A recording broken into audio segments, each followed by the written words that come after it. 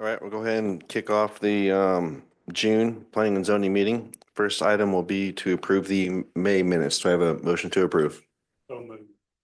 Second. All right. Any discussion? Let's vote. All in favor, say aye. Aye. Aye. Any opposed?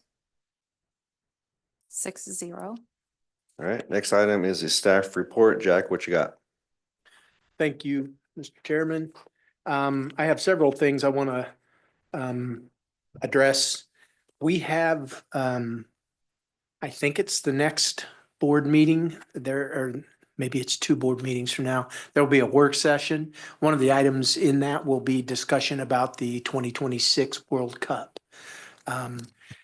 And likely staff will make a presentation to the board about the concept of what a few other communities have done, and that is to put a temporary moratorium on short-term rentals during a very narrow window so that they could potentially be rented during that time frame. And the reason it's being talked about now is you need a lot of lead time for people to be able to to do the advertising and find those short-term rental locations, keeping in mind that, like, for example, Parkville has a limited time between May 1st and July 31st, is the only time they can operate. They still have to pay the permit fees and all that, but they're only allowed to operate just during that time. And then after that, they have to close theirs and everybody else is there. So we'll see where that goes ultimately from the board's perspective on that. But I wanted you all to be aware so it didn't come in as a left hook from the back that that's being discussed. Excuse me.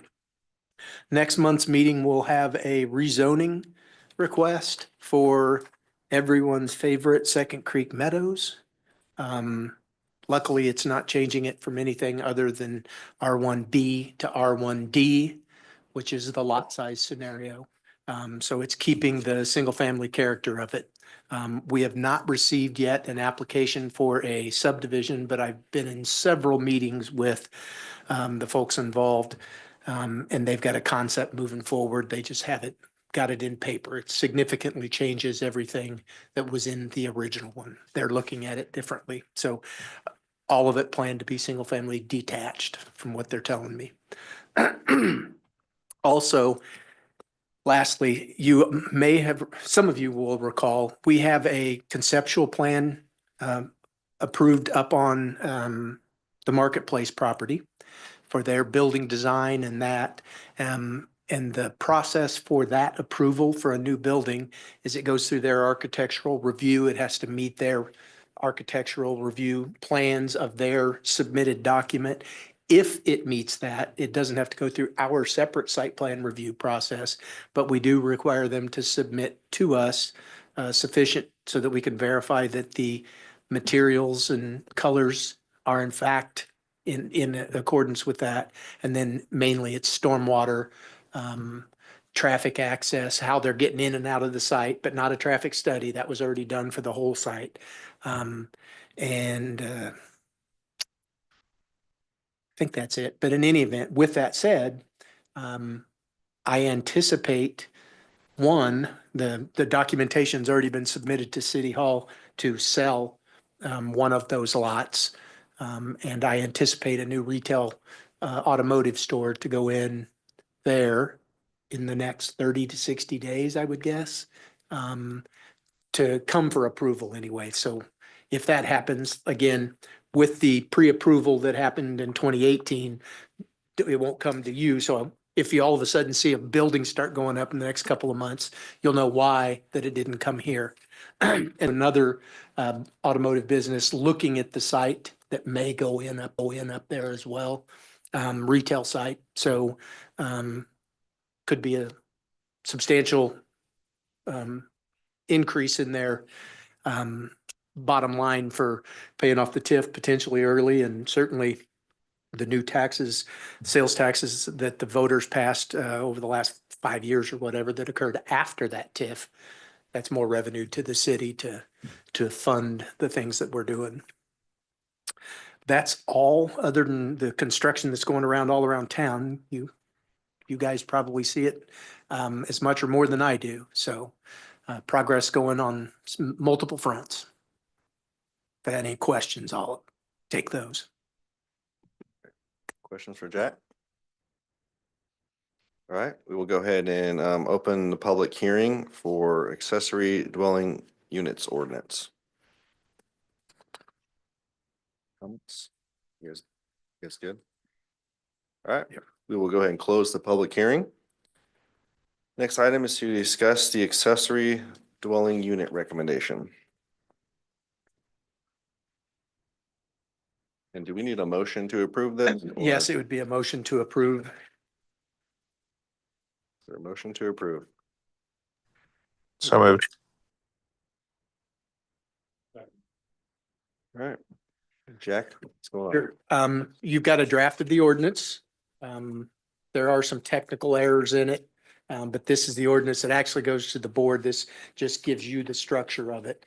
A couple of things procedurally. First, you guys will actually, on the ordinance, you'll be making a recommendation, but the very last page is Exhibit A, which is the statement of the Planning Commission on accessory dwelling units.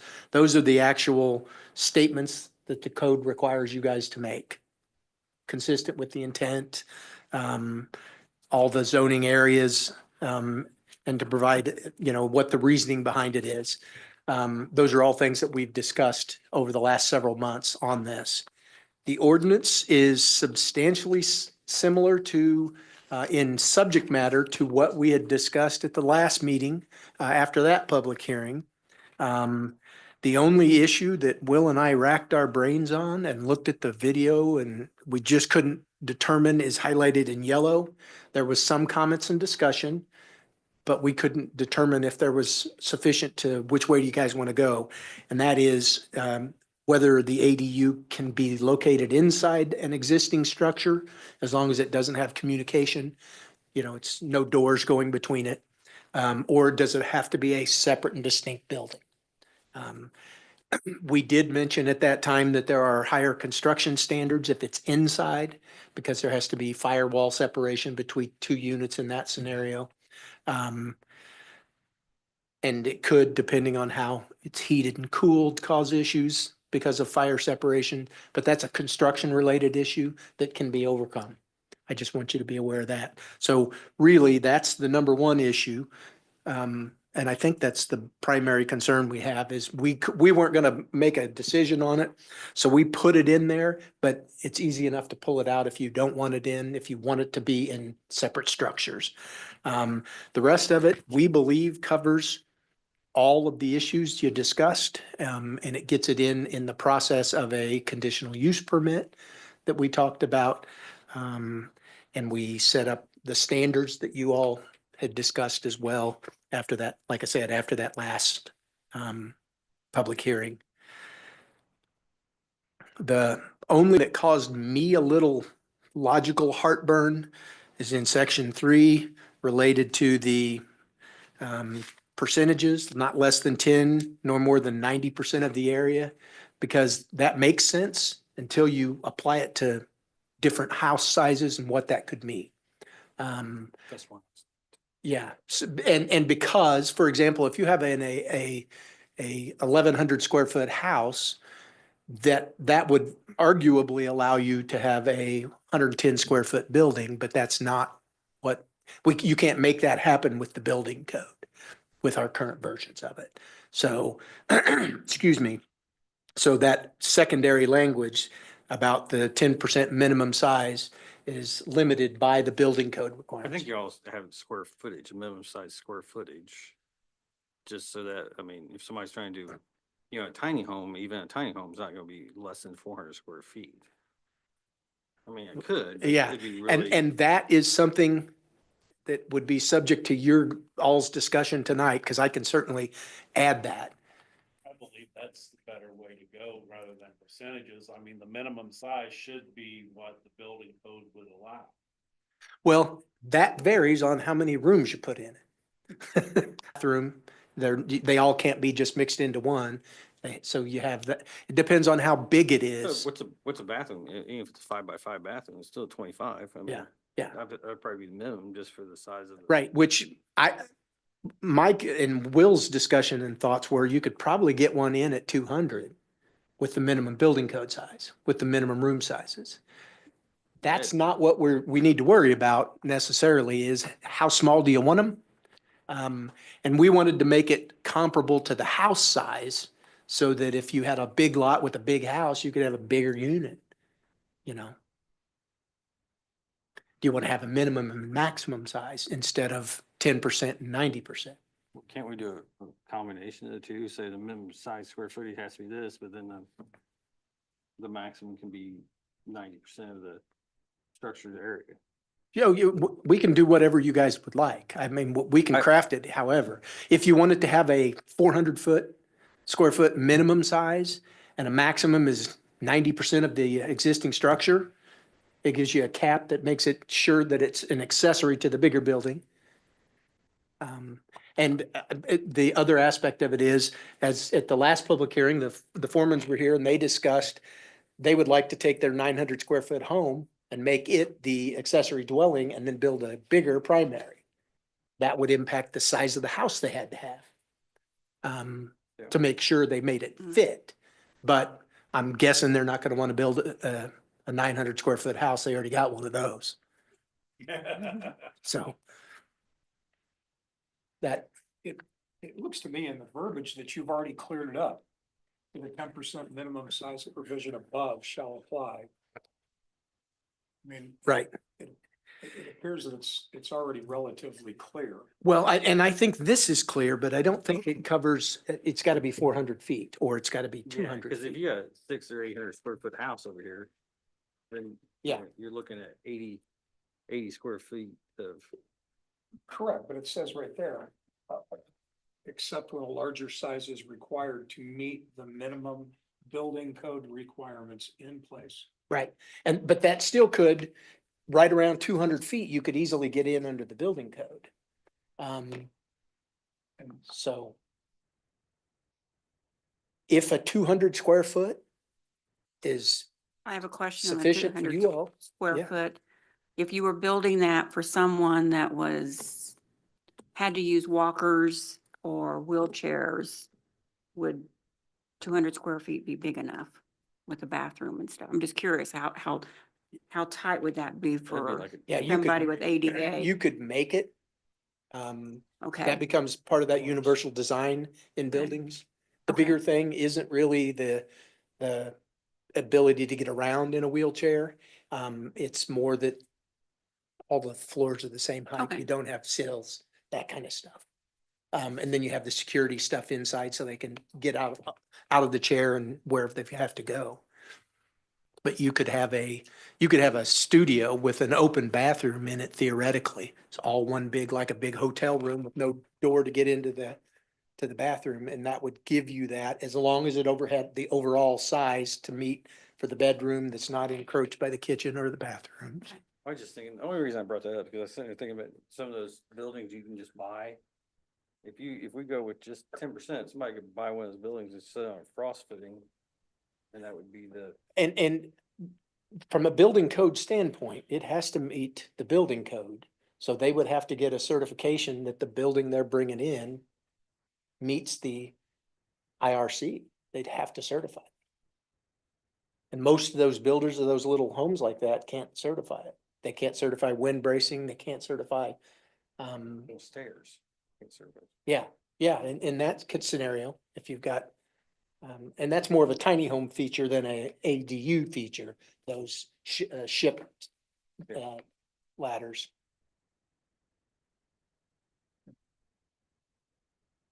So, I mean, is there a minimum size on any lot that you would, doesn't matter how big the house is, I don't want one, we don't think one this big would be appropriate, 200 feet, 300 I feet? was thinking 350 would be the smallest. I think so too, just because we don't want to have. And even if they meet the IRC, they still look like a shed sitting out there. Somebody look, I mean, Yeah, yeah, and aesthetics is something that we're considering because that overall impacts the value of the neighborhoods that we're potentially putting these in. and we do have something limiting one for property. Yeah. Yes. In your research, what is the typical size for these? I had the graph that had different, different jurisdictions. Off the top of my head, I want to say lowest was like somewhere around 500 or something. I think that's, yeah.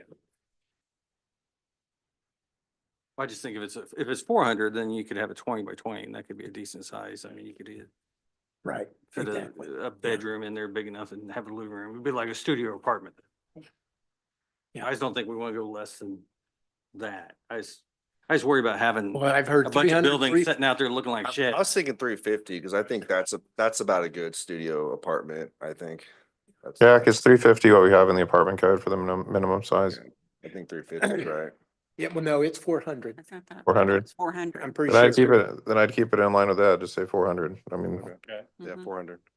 Makes it easier for memory of Make it easier. enforcement. The smallest you could be is 400. Consistency. So then I could change that language that the ADU is not less than 400 square feet. Leave maximum. Yeah. And the, Mhm. and the maximum is at 90% of the principal Then structure. we cover larger houses and Yeah. also we Yeah. manage smaller houses. Yeah, so if you've got a 4,000 square foot house, you can have a 1,200 square foot or a 900 square foot. Yeah. You know, that's easy enough to do. Yeah, yeah. Yeah, and 4,000, 3,600. We go back to the part that you had highlighted. Oh, absolutely. I'm giving you my thoughts on it initially, and we kind of delved into one real quick. Certainly, we go back wherever. And I would tell you, the last conversation has a significant impact where we go with this one. Because if it's got to be 400 feet, it'd have to be 400 feet inside a house. If it was inside a house, if you allowed them. Yeah, see, I'm not, But see, a garage would be a 400, two-car garage would be 400 square feet.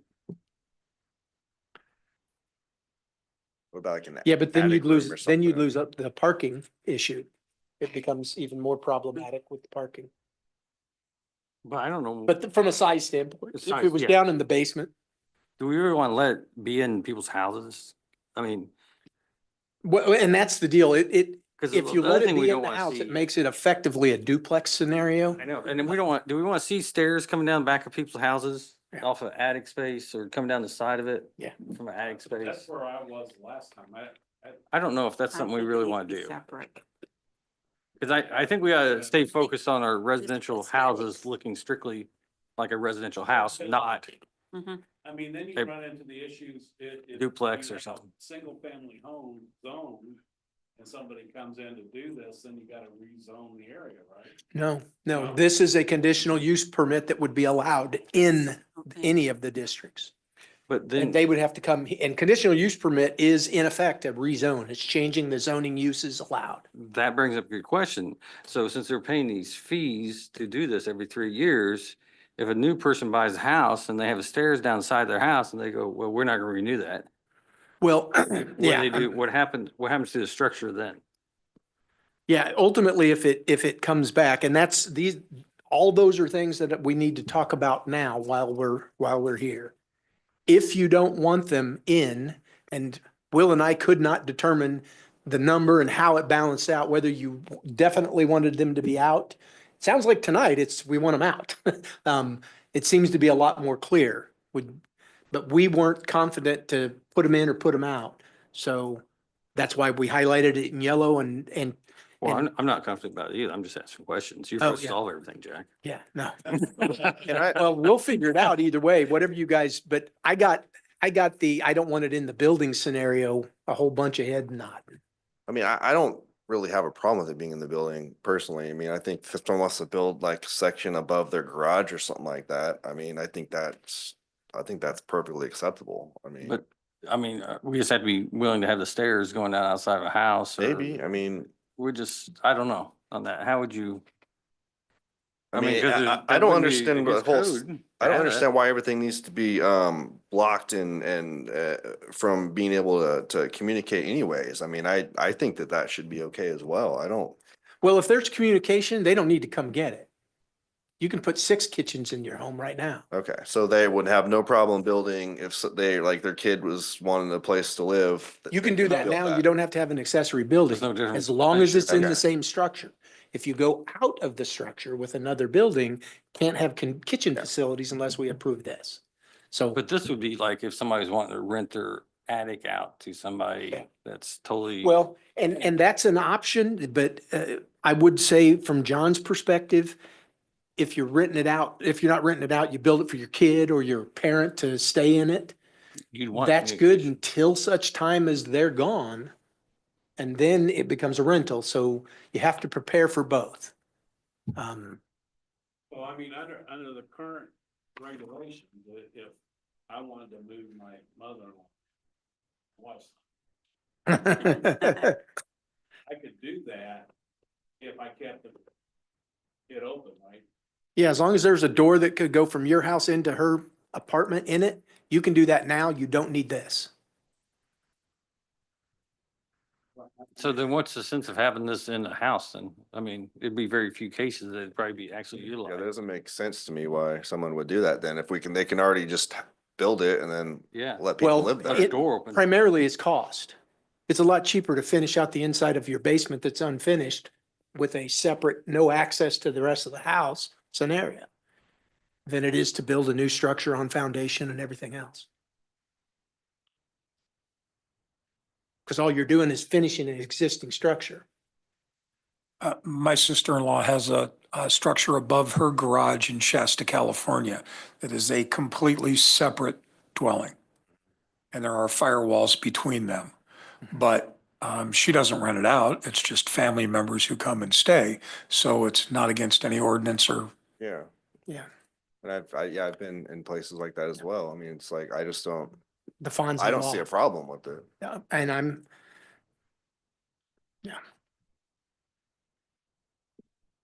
mean, do you want to take like a vote between us and just see who supports it and who doesn't? Is that kind of what you're wanting to see? well, no, what if you guys have, and you don't have to reach a general consensus, you can ultimately get to a point. I move that it can't be in the house or it can be in the house and we can decide it with a vote. I'm not, but if I can get everybody in general agreement, yeah, that's fine, we'll keep it here, then we can do that. The only, like I said, the only concern I have is if it's minimum 400, I'll have to make some tweaks to this ordinance so that if it's inside a house and it's going to be where no communication between the two, does it need to be 400 inside the house? Or is it for a separate structure only? And that's an easy enough I tweak. think that'd be for separate structure only, because, I- I mean, the only thing I hate to see is that start seeing a bunch of stuff coming down outside a house or Yeah. just, I just think about like when we went to, it actually was in California, went out to LA and we stayed there and there's a bunch of Airbnbs. Mhm. Like almost every house, they had a really nice house and you look outside, somebody did this little landing thing and then I don't know, I just thought it looks a little tacky when you gotta. Well, I thought the same thing if $500,000 house. somebody changed, converted their garage, if it worked. I just think that would look tacky. Can we make something, if we're gonna allow that, can we specify that if they're gonna put stairs, that there's gotta be a certain way? Or, yeah. Certain, blocked from the view, I mean, something like that? Some kind of a screening Yeah, type thing? that could be, or you could make them have the stairs to change levels, be inside the building. I think it'd be simpler just to say separate unit, I- instead I- of doing all the what ifs and stuff and maybe this and I maybe that. agree. I and- mean, you're gonna if you think- want something inside your house for a family member, that's one thing, but Well, I that's, really that's a don't. non-event then, I mean. Yeah. for I mean, them. having stairs and access points outside the house just lowers the value of the properties around it. And I think if you're going to build something with the intent to rent it, it should be a separate facility. I agree with you. Most Most garage conversions have the stairs inside the garage. It's- So then can that be a compromise then, that it would have to be stairs inside the building if that's what they're doing? No, I'm fine with that. I mean, if that's the way we want to go, but I'm thinking about a lot of the houses that I've seen around here, there's not room to do a conversion above the garage. It would have to be the garage itself, and then you're Mhm. talking about And parking issues as well. well, and even if they decide that's what they want to do, they're going to bring their site plan with all that information, including where the extra parking is, all those other things they have to present before it can be approved. Well, if I was voting on it today, I would say I would prefer not to have it in the same house. Yeah, why don't we make a motion? But Yeah. I can be convinced otherwise but honestly, I just really don't think that's a good option for us. Why don't we make a Sure, motion fine. for it to be a totally separate structure? So the wording I would change in section 2, that number 2 down there would be an ADU may only be a separate structure, and delete either to may in that whole thing. So it would then read an ADU may only be a separate structure. I like will be a separate structure instead of. Well, Actually, technically, it should be shall be. yeah, I was gonna say that It would should be, shall we be. can take out may and, Shall be. Yes. yeah.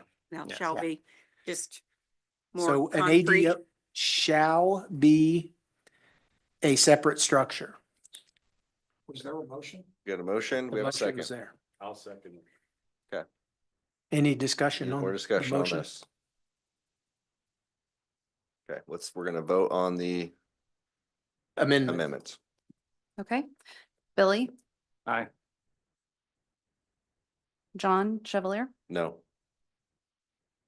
Alderman Wilson, Aye. John Wallace, No. Terry, Aye. Mayor Boley. No. Okay, we have 3-3. 3-3. fails, right? Yeah, it has to be a majority. So the current iteration is still in its stead. Now, with that said, do we need a motion to add, maybe if we can provide some sort of screening for stairs or make sure that it doesn't. Yeah, just screening for stairs, alleviate some of those, unsightly concerns. So per the We- conditional use, I believe that's already in there. You can require that. Yeah, I think, and there's a lot of that is going to have to come back to this board anyway, so trying to define the screening in the ordinance itself is gonna be impossible. Okay. So I would, The easier way would be to say shall be properly screened. The access shall be properly screened, and that leaves discretion up to the planning commission. That sounds good. If you're gonna go that way, yeah. so it's a motion to add the language Jack just recommended on screening. I'll second. Okay. John Wallace, Aye. Terry, Aye. Mayor Boley, Aye. Billy. Aye. John Chevalier, Aye. Alderman Wilson, Aye. 6-0. So the language will, as I understood it, will be access points to ADUs within an existing structure shall be adequately screened. Sounds good. Everybody's Sounds on the good. same page. Yep. And you've got a week to contact your aldermen because it'll be, if you want any changes to. Okay, do we have any other discussion? And then we need to vote on the actual approval, right? Yes, sir. Well, I do have a point of clarification, because you made the motion on this, but were we accepting the minimum size? That needs to be- The minimum size discussion was still part of the main motion. We did an amendment and then another amendment, and now we're back to the main motion. So that's where the minimum size was, and that was part of the general discussion on that first motion. I don't think we I did don't, that. I don't think there was a vote, a motion There's and the- called. There hasn't been a motion vote on that one. So we're back, now we're down to the original motion Motion. with size and screening. That we've already voted on screening, but we have to vote. On the 400 square feet. Yeah. Yeah, so. And that was Jack, you asking for direction, so. we Yeah, could Either do an amendment or we could do a vote with Well, I did accepting a the motion change. On that, I did a motion on the 400, didn't I? no, the No, I think motion, your No. motion was just that to approve. Separate as structure. is. the separate structure Okay. motion was what we had. And now we've had the motion and approval on the access point. If we have a motion to amend D7 subparagraph 3 to read that the ADU is not less than 400 square feet nor more than 90% of the area of. I'd like to make that motion. Second. Moved and seconded. All right, let's vote. Okay. John Chevalier, Aye.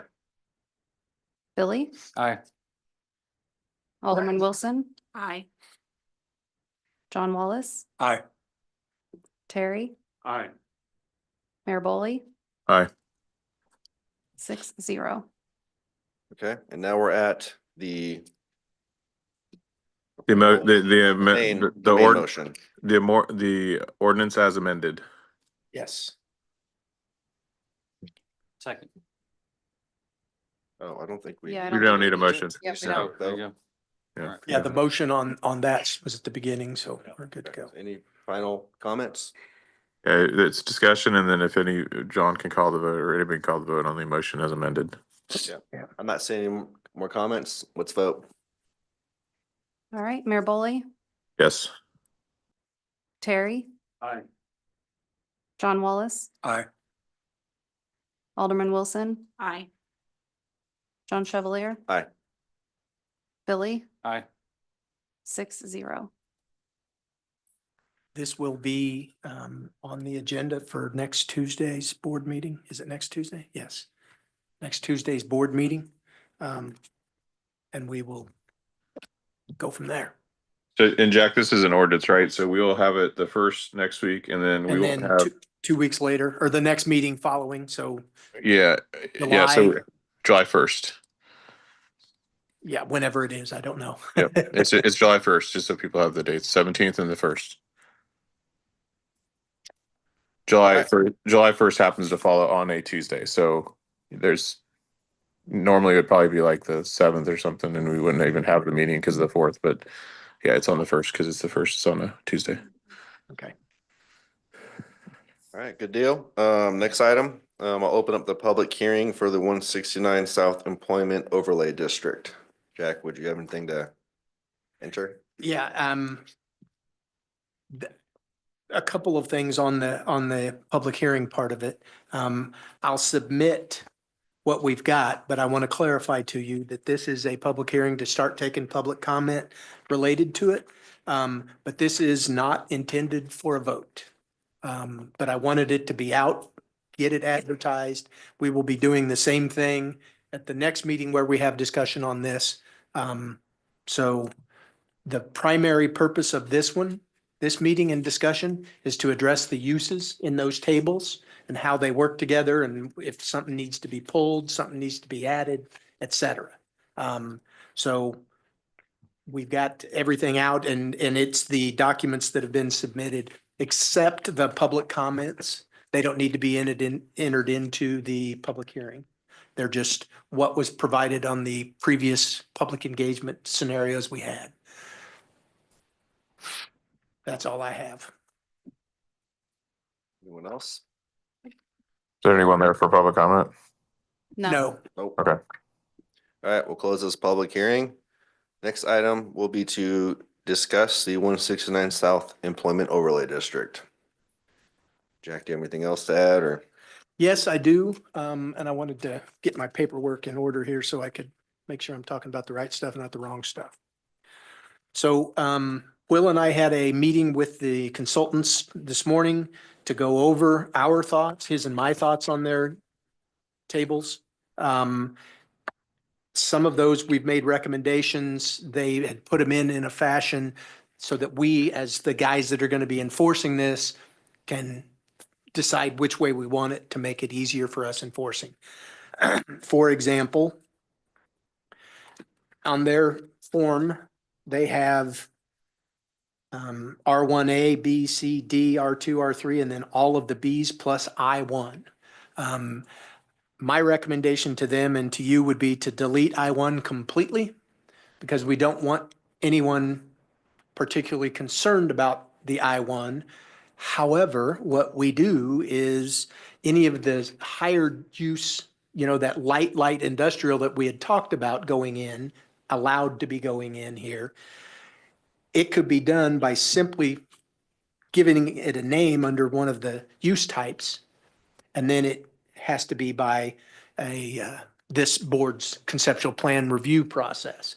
If you're going to want to have a light manufacturing instance of any kind, then it would have to be identified in their plan, the conceptual plan of someone coming forward to develop, and it would have to be specific as to what kind of uses. It couldn't be a general use, but if they wanted to have this, they can't say I want anything in in I1. It'll be ones that we identify here. Some of them are already obviously identified in this document. With any of them with a P is something that would be permitted in the industrial use.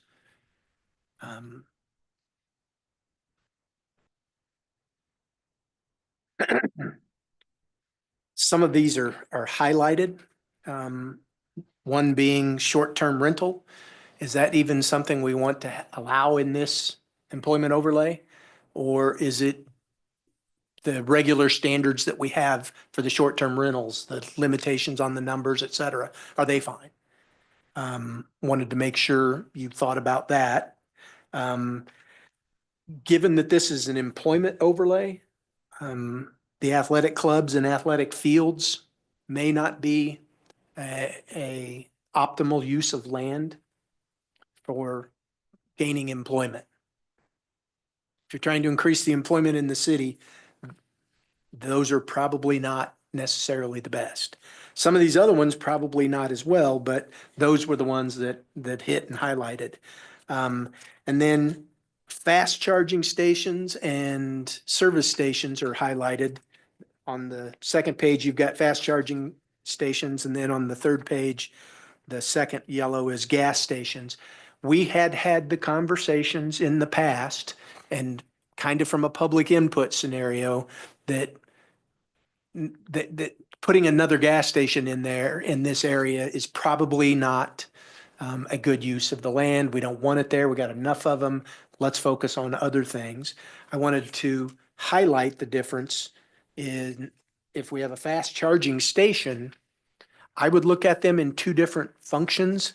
Having a charging parking space in an existing parking area is one thing, but a fast charging station is literally land set aside solely for coming in and charging EVs. And whether we want that, which is, not too far removed from a service station for all intents and purposes. So, but if you have them as an accessory use to your existing business, you've got a Target store or something, and you have 6 fast charging stations in your parking lot, it would be an accessory use in that scenario because it's not a fast charging station scenario. I look at a fast charging station as you pull in. Standalone. Yeah, and it's standalone. So I wanted to highlight those. But I would say that, I know you mentioned the kind of like a service station, but I think it might be a little different because there might be people that are seeking out this type of thing, like in their travels, right? And Right. this might be a place where they want to stop. And if they stop here, they're going to be stopping in Smithville. Yeah, but we don't want them, that's not, in an employment overlay district, you're talking about Class A office space. Do you want people coming in and taking up your parking of your employees for that type of thing or causing traffic it's not a shopping center scenario. If there's a retailer that wants to add a car charger, that's a different scenario. Mhm. But just having a station for people to charge cars instead of an office building is not economic development and tourism.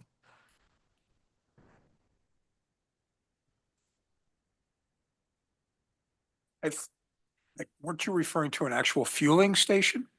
Well, I thought we were talking about a fast charge station here. That's what he's talking about, and that's what they are. Yeah. They're a fueling station for EVs. Right. They're not. They're not what you see at Hy-Vee. They're literally a standalone gas station, but for electricity. I have not cost seen one effective. nearby anywhere in this region where it's No. solely dedicated to fast charging, do. but I have seen them.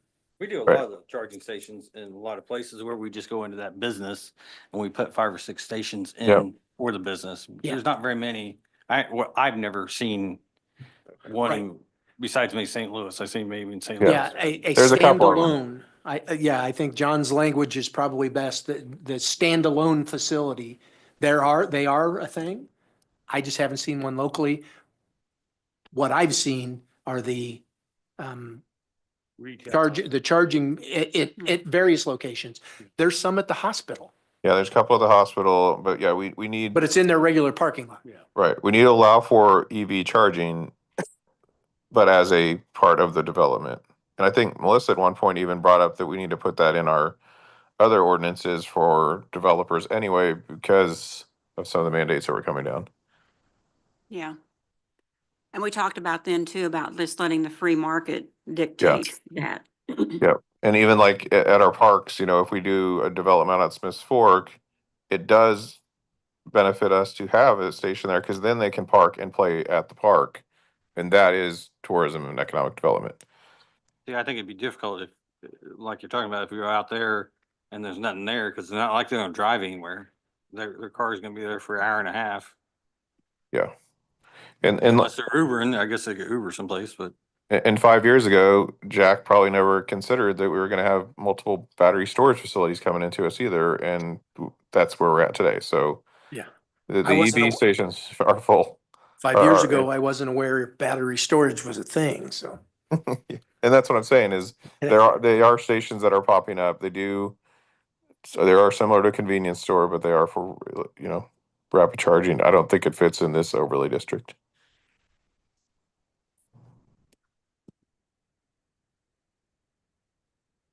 Or a service station, either one. We've got a gas station for rent in town that's just got renovated, so Yeah. Yeah. if there was the demand, they'd all be occupied. That scenario is based on an entirely different reason why that place is Yeah. closed right now. Yeah. Or, I mean, Quick Trip would have done 3 more generations of stores because they've done that in nearby neighborhood or nearby areas. We're a couple generations behind what they built just south of us. So And they've been there close to 20 years, so Quick Yeah. Trip's close to the point where they're gonna move. They always Yeah. do, so. yep. So to clarify, fast charging and service gasoline stations, no. No. Okay. Yeah, and Jack, I want to make sure, because this is some of the language you're providing to consultants too, right, for comments that we're Yes. going to be getting. Yes, Because as I was reading through the quick comments, some of them are disappointing, as we see in any survey. The city's not a developer. We're trying to set forth a vision for the future of what we want the land around this area to look like. It's not a mandate. And telling the city stop development, well, I can't do that any more than I can tell you what car to drive or what color to paint your house. Your HOA can, but people would be very ticked if we told them all they had to drive the same car, but they want us to tell people not to develop their private property. We're trying to set a standard so we don't end up like Trimble, where it's wall-to-wall storage units now, which they just reelected some new people because they don't like seeing it.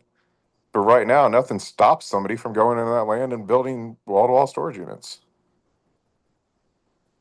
And we don't want it to look like that on our South End Freeway. right. Well, and I would want to highlight, you kind of mentioned it, Mr. Mayor. The purpose of this overlay is so that we can focus the types of businesses that bring employment and the attendant housing that would be necessary associated with a lot of that, so that it's in this area. We don't need it to be a storage unit because there's zero employment. Yeah. And I was It's just, not an employment generator. yeah, and I just sat through a session that in the city of Redmond, Washington, where Microsoft's headquartered, they worked with the developer to build the housing, and they're donated the money to be able to allow for free childcare in that housing where people can walk to their office building and not worry about childcare. That's what employers are going to look for is, do we have a plan and do we have standards in place that align with their type of vision? Sure. There are a few other ones that I want to bring up. Some of them are not specifically not highlighted, but after conversation with the consultant today, and we kind of back and forth on a couple of things. On the last page of the table, you have solar energy systems as accessory and solar energy systems primary.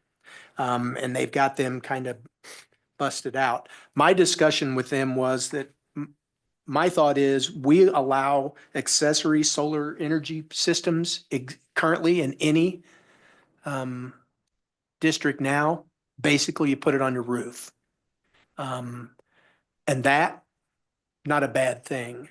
The question is, would a solar energy system, which would be a farm, basically, where you've got them all sitting out in the field somewhere, would that be an appropriate use? That's not, Yeah, No. yeah. that doesn't employ a lot of people. Right. And Well, the secondary aspect of it is, in my mindset, if you have parking spaces that are covered Yeah. and they have solar on it, it then still meets the accessory Mm-hmm. necessary. So it's not a separate unit.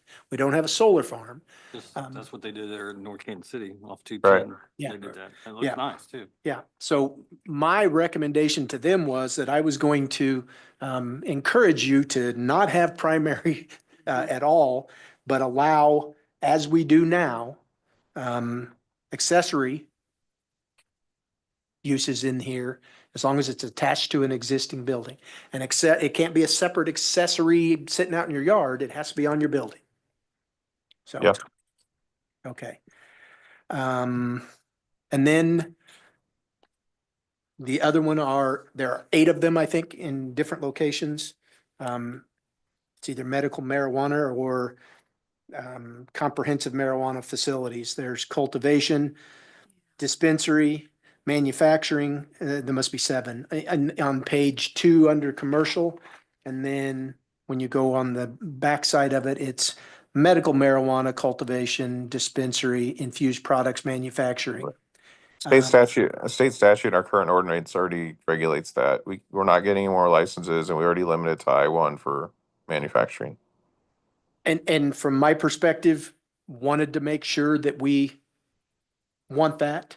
I had a conversation earlier with Alderman Wilson about the dispensary aspect of it. Even if it was allowed here, it wouldn't change any of the other regulations associated with distance requirements and all that. All that would be there.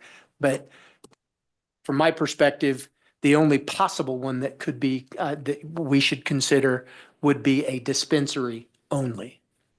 The other stuff, while it may have jobs, often bring the odor of the plants as they grow. When they get close, it's a strong smell. But it's no different than a strong smell of alfalfa or strong smell of red clover when it's being, when it's grown and ready to be harvested. Except It for is it's a not as very- aggressive. Yeah, well, it depends. Alfalfa's pretty pricey these days. Yeah, and it's also very odorous whenever it's in that final thing. You get a good wind across it, you can smell alfalfa. And for those folks that smell it once every, year or so, some people love it. But if you've ever worked in the hay, it's a horrible smell if you've ever put up hay. So, but that's my 2 cents on the dispensary facility. If we completely strike the infused products manufacturing and the cultivation facilities out of it, The only thing left is the dispensary, which is still subject to the state permitting stuff that we've talked about. And it still has the distance provisions. Right. So it's another retail outlet from our city perspective. It's got a few employees. It's not a massive number. I mean, obviously the cultivation but- facility we have in town has a bunch of employees, but it's got all the stuff that we are not trying to bring to this location, I think. Well, and from a retail standpoint, it generates more sales tax percentage wise than anything because it has that extra 3% on top. Mhm. Yeah. So I think you allow it, and if for some reason the other dispensary goes away and they need there's a license available for our district, then there is, but I doubt they're going to look at a new build. I don't disagree with you, Mr. Mayor. I'm writing this under the assumption that Yeah. it will happen. And Oh, yeah. No, that's fine. we'll be dealing with it. I So, think we Yeah. should strike everything but the dispensary. okay. Yeah. If it's retail sales tax generating, just like a CID, then we encourage it. We allow it, not encourage it, but allow it. Yeah, yeah. Well, just like anything else.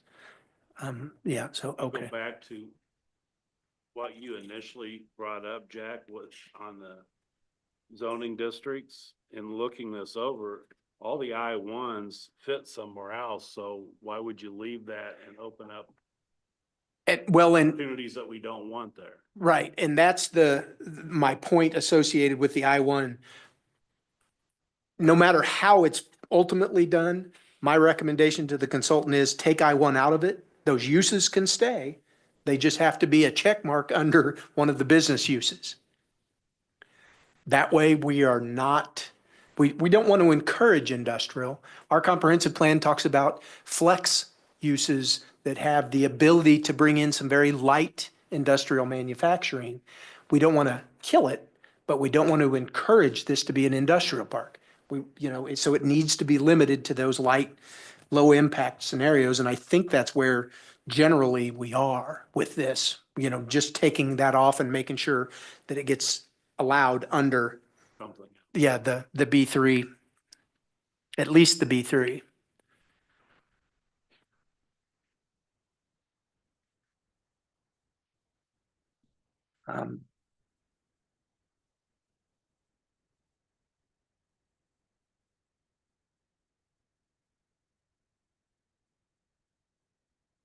Yeah, if there are any other general uses that you think might be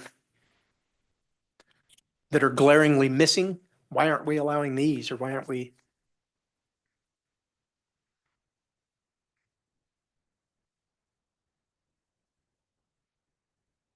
And another clarification of how this works. If the underlying district is B3, they can use anything in our current B3 ordinance or any of these things. But if the B3 ordinance allows it just as a matter of right, but here it says, it's got a check mark and says you got to go through the conceptual plan. In this area, you have to go through the conceptual plan process. So it's not allowed as a matter of right. And that'll be some of the clarification language that is drafted into the final ordinance. So Jack, I noted down here under residential, the duplex two-family dwelling where it has that permitted under R1. Should Yes. that not be there? Yeah, that's wrong. Okay. I've sent them a note as well. I didn't catch it the first time through when we were meeting this morning, but afterwards, to be quite frank, it's in R1A, but it's not in R2, Okay. which is odd since Oh, it's a right. And duplex. that's what I questioned, and I Yeah. put it for permitted in R2. Yeah.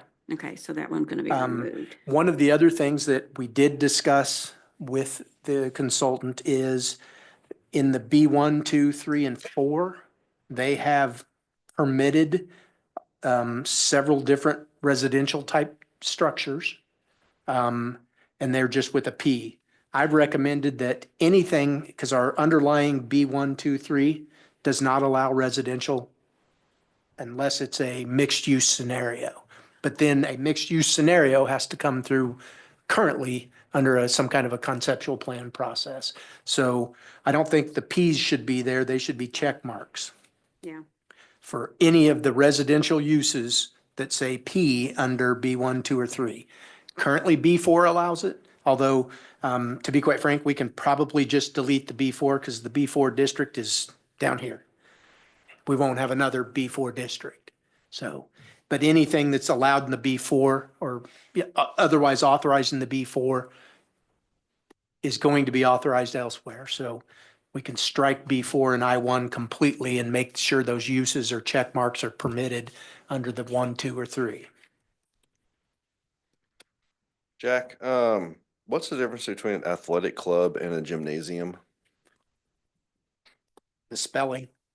That's about it. Because athletic Um, clubs are permitted, but gymnasiums don't look like we see that there. So I don't understand what that's all It about. definitely shouldn't be on. Well, no, athletic fields No, are it's- check marked. Oh, Athletic athletic. clubs, oh, wait, yeah, in the Yeah. business side, yeah. Yeah.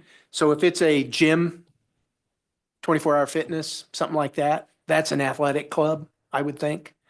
A gymnasium, I would think, when I think of going to the gym, you're going to a basketball gymnasium. We can clarify that however we'd like. I mean, you can still have a club that, you know, you pay into to use, Right. use the basketball facility, Right, and that would be a gym. right. Yeah, I think YMCA or something like that would go in there, then. Well, that's the rec center. I would assume. Well, and that's the other aspect yeah, of this. A there's lot of another these thing. are same or similar. So, it sounds as though an athletic facility, as long as it's a commercial entity, you got to pay a fee, there's potential sales tax revenue and people working there. Fine, but if it's a place where, you know, it's a basketball field or basketball court that people can go play at, if it's an indoor facility, you're probably not looking at it as much. But who would put that in? I mean, that makes zero sense. Yeah, Why someone would do that. yeah. And we don't usually design for what people will do. It's what they won't, what we don't want them to do. If we don't want a gym that's kind of an eyesore for everybody else. But if you want a 24-hour fitness or Bally's Health or Genesis or any of those type facilities, that'd be an athletic club. Athletic fields, that's the other thing. Do you want athletic fields in it? That's one of those scenarios where that's a lot of land that could be used for something other than recreation. Maybe if it's like an arena. Well, but that, I'm looking at an athletic field from a baseball field, a soccer field, football that field. kind of a athletic field.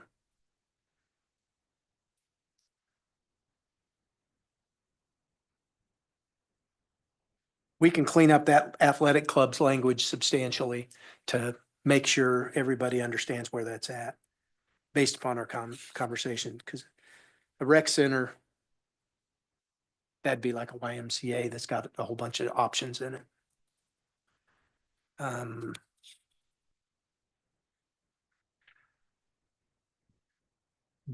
The purpose of the discussion of the table of uses today was primarily to get thoughts and concerns. This process isn't over. And I'm going to give you our hopeful schedule. We've got these planned, but we'll see if it all works. And that is ultimately, in the next 2 weeks, they're going to take the information that we provide them after tonight's meeting, our comments, Will and my comments to them, and they will craft it up another table of uses and we'll get a little better version of the ordinance. And then they're going to, we had in the last public engagement session was those 30,000 foot view circles of, athletic, industrial. They're going to clean those up based upon the comments and make them a little more visually pleasing. Instead of being a concept, it will kind of boil it down, move it down from a 30,000 foot to a closer. And they will suggest some percentages of density of how much is commercial, how much is residential. They may even bust it up, how much is single family, how much is multifamily. We'll go through that process. They've got all the comments and the expertise on that. So they'll be doing that. Once we get the, and that should be in about 2 weeks, we'll get those. Staff will. The plan is to go for our third and final public engagement, separate public engagement session on July 7th, when they'll have an updated web page. It'll be on the city webpage. We'll push it through social media, and it's another engagement with the updated graphics that we talked about, the ordinance and all the stuff that where we are so far, to do another round of public engagement. And then they will present to us. After that closes, it'll probably be a 2 or 3 week process max. They will provide a draft ordinance to us and a summary of the online engagement so that we can present it to you on the August 8th meeting. Excuse me. And then we will shortly thereafter get a draft. Depending on how far you guys want to go, if we're able to, at that point, proceed to a vote, we can do it. But the draft will be a final draft ordinance.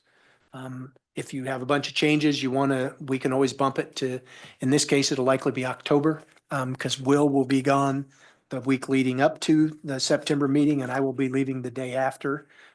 So I'm hopeful that we don't have any need there. But if it does get out of the August Planning Commission meeting with a vote, we will take it to the Board of Aldermen for a work session the next week. And there won't be a vote on it. It'll just be his work session. Here's what's happened. Here's the process. Here's where it's at. And then we'll, from that work session, it would then go to first reading. It'd be in September. And the second meeting in September, because the first meeting in September has been canceled already. And then the final reading would be in October. But if we don't come out of August with a voted on and a recommended approval, which is fine. If we don't, then it will truncate it all into the October schedule. We can handle it all then. Yeah, That's- Jack, it's fall ball. We can do it October, November. It's fine. We got, after the budget, the agendas lighten up and it'd give us more time in the work sessions. Yeah, So- and ultimately, the goal for the work session it's more of a educational presentation scenario. Yeah. This is the work that's been done. This is and this is where the Planning Commission came out with. But we want to have some transparency in the time frame so that public, even after all the opportunities to engage, when you get really close to the end is when sometimes the folks come out of the woodwork and are ready to engage at that point. That's fine. We want to give them that opportunity. We just want to have everything organized and understood. You guys have went through it and feel comfortable about all of it. As I get more information going forward, cleaned up versions, et cetera, I'll be sending those to you, the cleaned up versions.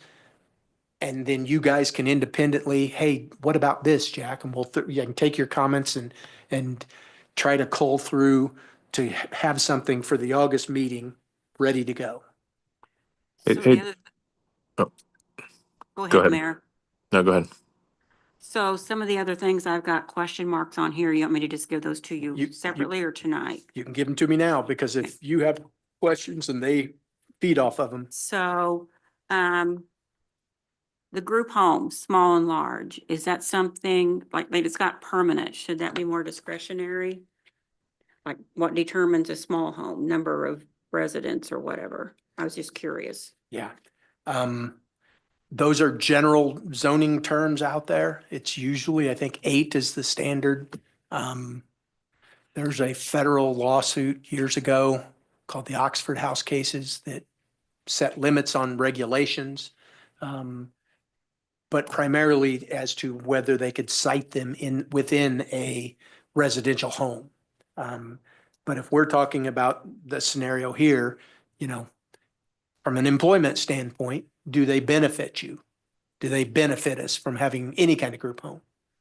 What's the benefit? If it's something that we can't regulate us under the Oxford House, it won't matter. they'll come in under Oxford House. So should those be discretionary instead of permitted? I would, Well, I mean, if group homes, they still employ people, right? They'll mean, employ some, but I'm, Yeah, but I mean, I would say probably about the same people a bank would employ. You know, they're still gonna have to have Right. several staff on Yeah. at a time. So I mean, if we're allowing banks, you know, with stuff like that, I mean, I think we should allow. and that's Something that would fine. employ. I think Melissa's primary point is, shouldn't it all be check marks instead of Ps? yeah, that's what I'm wondering. Instead of permitted, that it would, with But the they have check to mark, come- they would they have to have to come come to us for through- approval. With their conceptual With the- plan. That's where I was going with it, I not that we thought don't do earlier it. you said even if it was permitted under the zoning, because it's here, they still have to come through planning and zoning with their conceptual plan. Yeah, they still have to come through. If it's permitted here, though, they don't have to get separate approval. It's an allowed use. So they come in to zone their property. In this case, if it was, any of those first four uses, they would be able to do it as a matter of right. Okay. However, if we put a check mark on it, they can do it if they put it in the conceptual plan. And we review it. And we get to review. Yes. And That's my again, only I'll thought. go back to, unless it's one of those that fit into the Oxford House cases, Right. limitations, then they get to do what the Oxford House cases say they can do. And that's it. But the main difference between a P and a check mark is that a check mark, they may have to spend more money to come up with a plan to, to make it palatable for whoever is on the board at that time. Mhm. But if it's P, it gives them more, as long as they're following, the other requirements, so like that. It Right. allows their business plan to move forward versus having a big question mark. Well, and let me clarify that, John, a little bit. The P means that they don't even have to put it in their conceptual plan. They're going to be coming for a zoning for B1, let's say. And there's something that's in here that's a permitted use. They don't have to even discuss it in their conceptual plan because it's already permitted. If it's got a check mark on it, not only do they have to discuss it, they have to highlight it. They have to say, we are specifically looking for this use in this portion of the 350 acres we're talking about. So permitted means it's there. They get the underlying zoning. They'll still have to do their conceptual plan layout, but they don't have to have any of the uses associated with it to get separate approval. They can put it in as a use, but you would have no ability to strike it unless it was subject to your review. Does that make sense? Yeah, but I mean, Yeah. I mean, again, I'm going back to the bank thing, right? Yeah. It's like the bank, it's permitted. They don't have to go through a whole bunch of hoops to bring a bank here. No, that part I understand.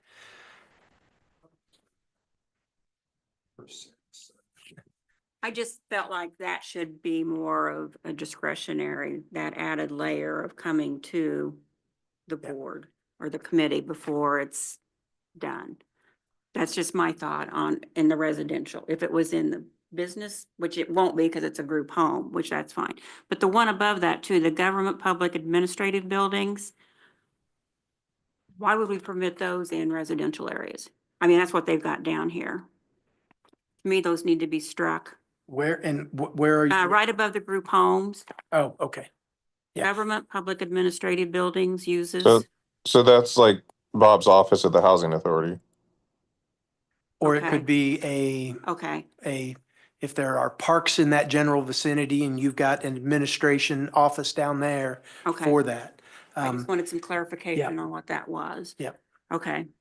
Then I go down to commercial. Are they maybe looking at it as mixed use, the bars, brew pubs, drinking establishments under multifamily? That would be my guess, yes. I mean, they've got it to where it would have to come to us. They've got it as discretionary. I'm thinking, Yeah. why are they even doing that there? That was the only thing I could think of was a mixed use. Yeah, and generally, a lot of that stuff is a mixed use scenario. That's what I You figured. got a I just bar wanted on to, the retail level, and you got apartments above it. okay, So, that's the only questions I had. Or comment. So Jack, one of the things I was gonna ask you, so on the firm we're using for this, are they using ArcGIS or one of those or GIS tools along with this? I'm sure they have. We haven't gotten real deep into the GIS aspect of this because we're looking more of the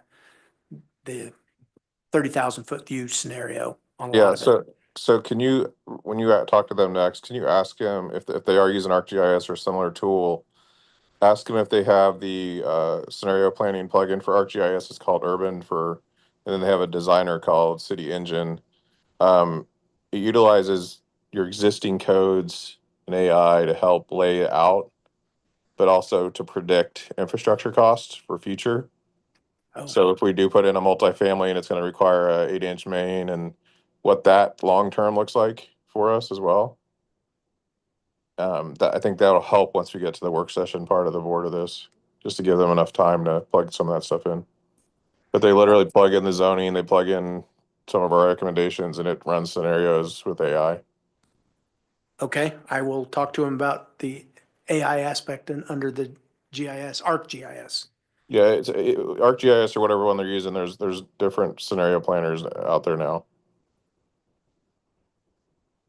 But the nice thing for Melissa and I and others that are very interested in the infrastructure piece of it, it'll tell us what that future looks like of that infrastructure as well. Sidewalks maintenance, street maintenance, sewer, water, stormwater, all that stuff. We will present it to them in a call tomorrow. I guess I do have one more question. Sure. Under building design.